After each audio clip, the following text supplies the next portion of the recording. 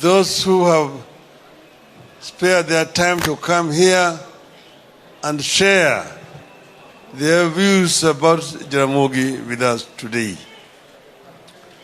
I want to thank our friend, Dr. Lara Otunu, who has come all the way from Uganda to be with us here. And those who joined us virtually from outside the country, we thank them. And those who have been here in the panel here, we thank them. Also those who have given keynote speeches here. Now, from what they have all said, you can say that it is like the 7 people who went to find out, those blind people who went to find out what an elephant looks like. From what they all said, actually a picture has emerged of Jaramogi Oginga Odinga. As a family, we thank everybody for sparing their time to come and be here today. This event would have been held 3 years ago, but because of the COVID, we decided to postpone it. And today was so important because this is the 30th anniversary of Jaramogi, why we decided that it must be held here today. Jaramogi was very many things, a very versatile character, very engaging when you want to talk to him, but very simple. It was very, very simple. We remember when we were growing up here in this town, Jaramogi just used to wear kinyasa and a color shoes. That was his standard dress in town. That's how he was known. And you will see, if you read the Note of Uhuru, there is a place where they were now discussing the dress, Jaramogi's dress in Bunge, how he should get into Bunge. Eventually he won that and was able to be going to Bunge without having to put up a tie. So, but growing up as children, you know, he had been a teacher. And therefore he was very, very strict with us as children. He wanted us to grow up like any other native children around. And we had it very rough, me and Oburu here, as children. But now, in retrospect, we are grateful to him that by treating us like ordinary people, we grew up as true Kenyans, and we therefore understood the problems the ordinary peasant children were experiencing in the rural areas. We were removed from schools here in Kisumu and taken back to a rural school down there. We lost 2 years of our education because of transfer from Kisumu to the rural home there. Because when we went there, they said we were too small to go to standard 3. So we had to go and start again in standard 1. But that was okay for us. We think that it was a good experience. It prepared us for life in the future.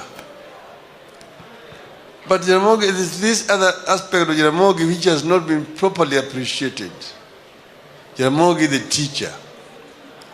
Jaramogi really wanted people to get education. And he spent a lot of his time and a lot of his money trying to promote education among the Kenyans.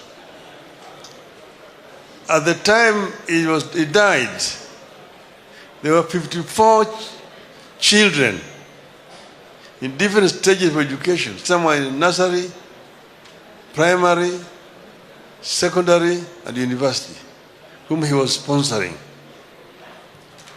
We decided as a family to ensure that all those children would get education in accordance with their abilities.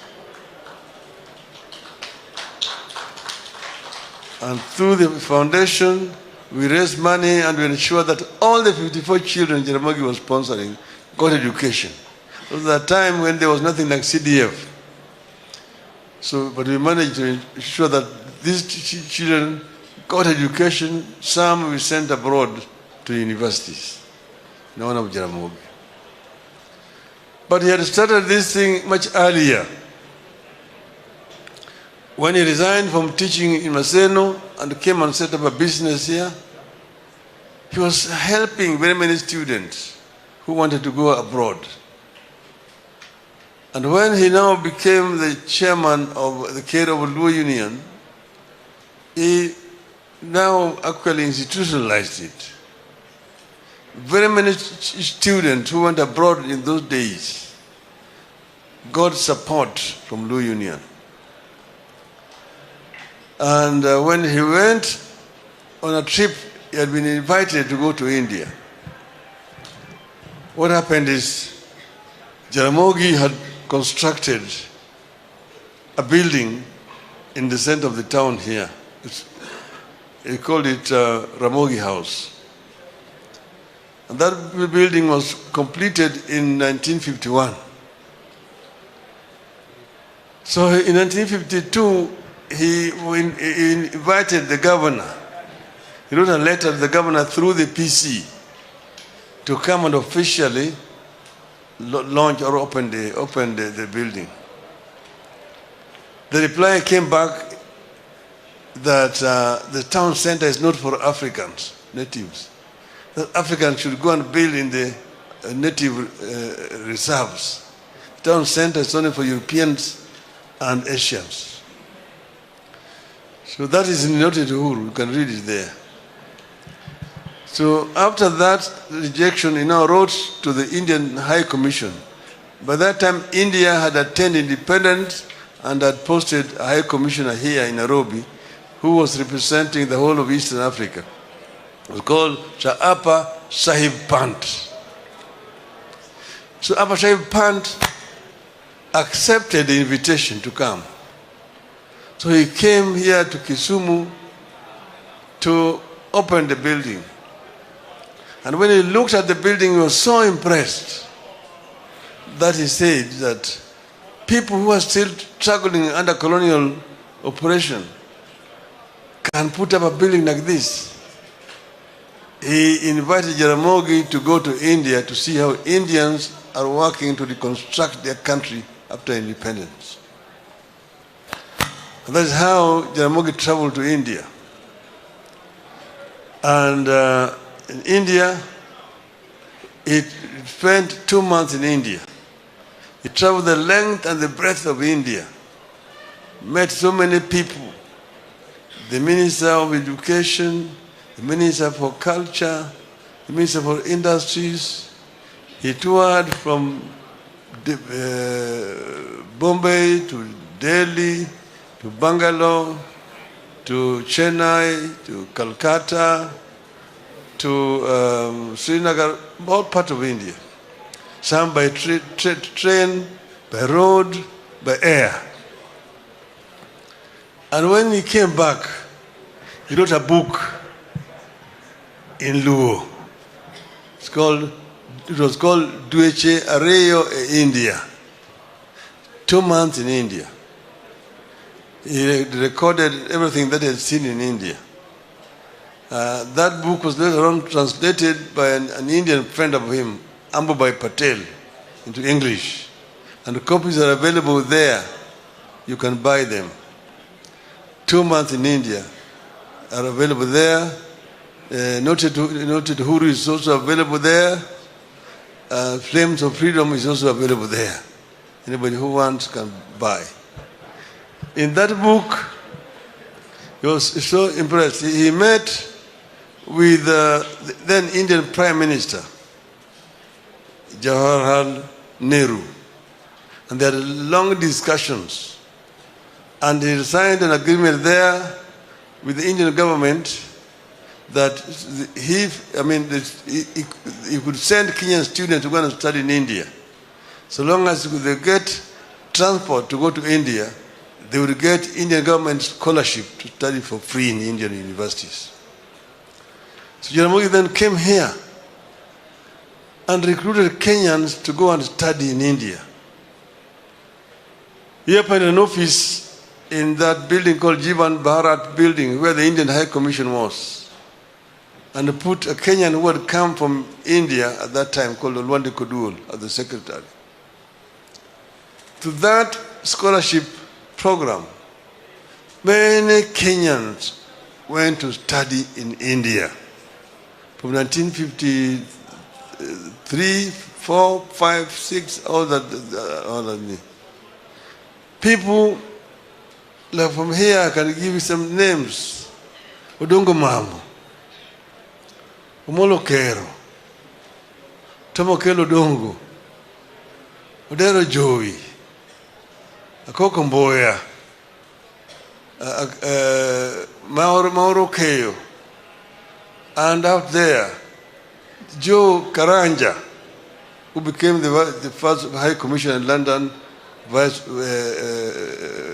Chancellor of University of Nairobi, and Vice President. Henry Waridi, the first Member of Parliament for Mukurweini. Kalembe Ndile was an MP for somewhere in Ukambani. Omoto Kibwezi. Omoto Masahalia was Masahalia. We used to live together with him. Here he was working at Lutheran near here company. S.M. Otieno. All those were students who Jaramogi sent to study in India. This is long before airlift. So the Indian package was much earlier than the airlift. And the airlift only had about 300 people. But then after that, Jaramogi traveled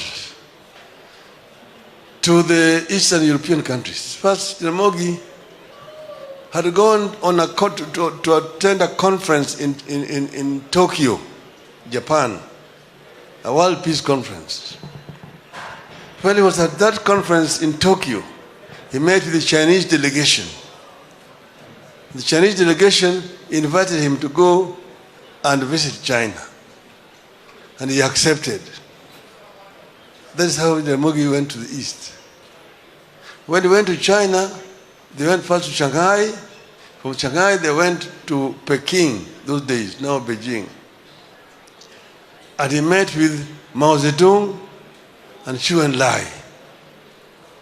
And they had discussions, and they arranged for him to go to other parts of China to go and see how China were working to develop their country, Chinese. He went to several provinces of China. From there, they arranged for him to go to Moscow. By that time, the Chinese and the Russians had not disagreed. So they're the ones who made arrangement for him to go and meet with Nikita Khrushchev, then the president of the Soviet Union in Moscow. So he went from Peking to Moscow and had discussions with the leadership of Soviet Union. First, in Beijing, they agreed to support the liberation movement in Kenya. In Moscow also, they agreed to support the liberation movement in Kenya. From Moscow, he flew to London. At Heathrow Airport, the immigration saw the stamp of Peking. They did not mind about Moscow, but Peking, the Red China. So he went to China, yes. He was holding a British passport. At that time, everybody was a British subject. And the British citizens were not supposed to go to Red China. So the guy just did not say anything, but noted and I think reported to the immigration. He went into the town. But from there, when he came back to Nairobi and landed at Jomo Kenyatta Airport now, then Embakasi Airport, the passport was impounded. They took away the passport. They did not give any reasons. So there was a headline, Jaramogi's passport impounded. So the matter was raised in the Legico, and there was a long debate over it. The majority of members of parliament at that time were white, and they were saying how Jaramogi was playing about with fire. One was called Group Captain Briggs, one was Sir Michael Blundell, and one is called N.S. Basi. And all of them were condemning Jaramogi and saying that Jaramogi was playing with what he did not understand. He who rode on the back of the tiger ended inside the stomach of the tiger. So one said, Mr. Odinga should know that men much more intelligent than him have tried and have failed, and he will fail. So when Jaramogi rose to respond, he told the gentlemen who were talking that, look, even me, before I went to China, I was as ignorant as you people about China.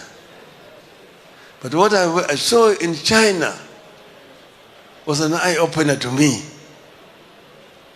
China is the country with the biggest population in the world. At that time, 540 million people. But in China, I did not see any people walking naked. Everyone was clothed. In China, I did not see people who are unemployed. Everybody was employed. In China, I did not see people hungry. Everybody was eating. China was able to feed 540 million people. We have no beggars in China. So if that is what's communism, then communism is food. It's like food. That's what Jaramogi said. You can see it in the Hansard. Tomorrow, headline East African Standards. Communism, my food, says Odinga. How Jaramogi had the tag of being a communist. Jaramogi never studied Marxism-Leninism at all. He did not. But Jaramogi was just being realistic at that time. Now what he did, he negotiated scholarships with those countries for Kenyans. At that time, it was not easy to get a passport if you are going to study in those countries. So the Kenyans who had moved out and had been denied opportunity to go and study in Rome, and they had gone by foot through Uganda and through South Sudan to Khartoum, negotiated and opened an office in Khartoum, and then went also up to Cairo and opened an office. Jaramogi met them, and through that connection, he opened an office in Cairo, and he was able to meet the Egyptian president, Mr. Nasser. But I wanted to tell you that when his passport was impounded here, he got a passport, international passport from Kwame Nkrumah, president of Ghana. Another one from Gamal Abdel Nasser, president of Egypt. So he had 2 international passports. So he went there, and in Cairo they set up an office operated by the late William Odhiambo Kelo, Werambitho, and Abdallah Karungo. Then they opened up another office in London, operated by Otiego Thiel. In London, Nkrumah bought a building called Africa Unity House, which building he dedicated to the liberation struggle on Africa. And all Africans who had a problem in London could go and stay in that building. And he asked Jaramogi to give him somebody to manage that building. Jaramogi gave him a Kenyan who had been a student in London and had not come back, called Othigo Thieno. Became the manager of Africa Unity House. So now the Cairo office was the one that was liaising with all these countries: Hungary, Czechoslovakia, Poland, Romania, the Soviet Union, Yugoslavia, and China and so on, about scholarships. So Kenyans really needed to get to Cairo. From Cairo, you now be able to travel to get a scholarship to study for free in all those countries. Through that program, 5,000 Kenyans managed to study in the university.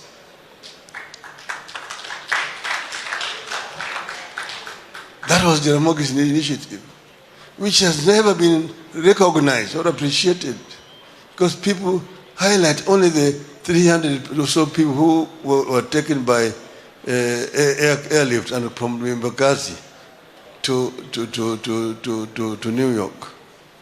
But there's nothing, it's a drop in the water of the ocean by comparison to many Kenyans who studied through Jaramogi's initiative. First in India, then in those other countries, then in the UK, in the United States. People like Hira Lingweno studied in Harvard. It was sponsored by Jaramogi. Washington Jalango Kumu was sponsored by Jaramogi to go and study in Harvard. Jaramogi sent very many students to the United States also, and also to other West African countries, Ghana, Egypt, and so on and so forth. This is an aspect of Jaramogi's contribution that has never been appreciated, and I wanted this to also go on record. Jaramogi as an educator. So therefore, I really want to thank you all for coming to help us remember Jaramogi. Asanteni sana. Mungu awabariki.